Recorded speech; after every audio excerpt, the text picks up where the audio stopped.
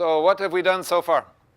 で、今までのところどんなことをしたんでしょうか。We've connected the front of the body and the back of the body and the sides of the body. 体の前側、そして後ろ側、そして外側の全部コネクションをつなげて、We wrapped around the trunk in a double lattice. でそしてその二重格子みたいな感じで体幹の周りをこういうふうにこう包むように。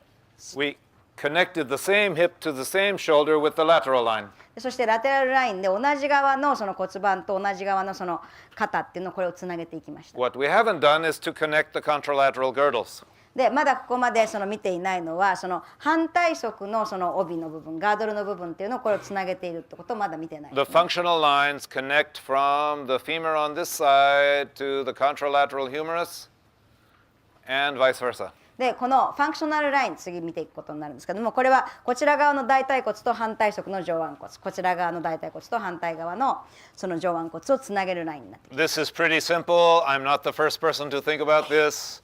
でこれはすごくシンプルだし発見したのはトムってわけではないんですが If you're a physiotherapist, you've probably run into Andre Vleeming in the anterior oblique sling and the posterior oblique sling. でここで皆さん理学療法士の方であればそのブリーミングのアンテリアのオブリークのスリングあるいはポステリアのオブリークのスリングとかっていうのも多分学ばれていると思います。 If you're a dancer, perhaps you've run across the lines of Françoise Mézières.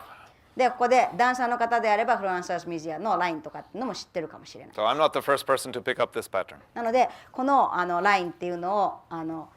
強調しているのはトムが初めてではないんですね。 But if I start back on the linea aspera with the adductor longus, でこれがですね大腿側面のところちょうどその腸内転筋のところが付着しているところからこういうふうにつなげて and い I く go とすると through the pubic symphysis and pick up the fascia on the outside of the rectus abdominis. でここでですね今度は恥骨結合のところを通って今度反対側のところのその腹直筋のところをこういうふうに通って上 And に then 上が I っていっ take て that onto the fascia on the outside edge of the pectoralis major. でそしてまたそのまま大胸筋の外側のエッジのところにまた筋膜がつながっていくようになる。 This allows me to use the trunk as a lever arm to make the arm a longer lever. でこうするラインがあることによってその腕のテコというものがより長いテコとして使えるように体幹をつなげるその場所として使っていくことができるようになります。 When I go back to throw the ball, I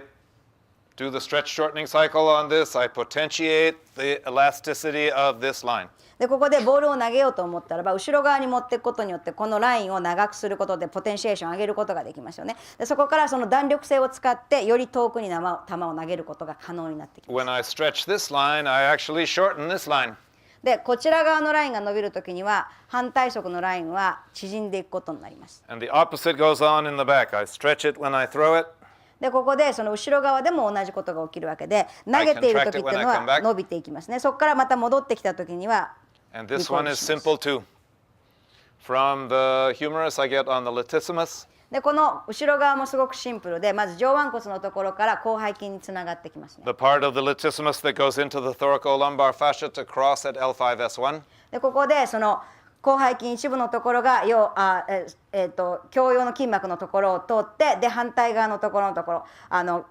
S1 のところと L5 のところに向かってその仙骨とそれから腰痛につながっていく。 Which takes me on to gluteus maximus and on to the vastus lateralis around to the knee. でそこから大臀筋へそして外側広筋へ膝へっていうつながりがあることになります。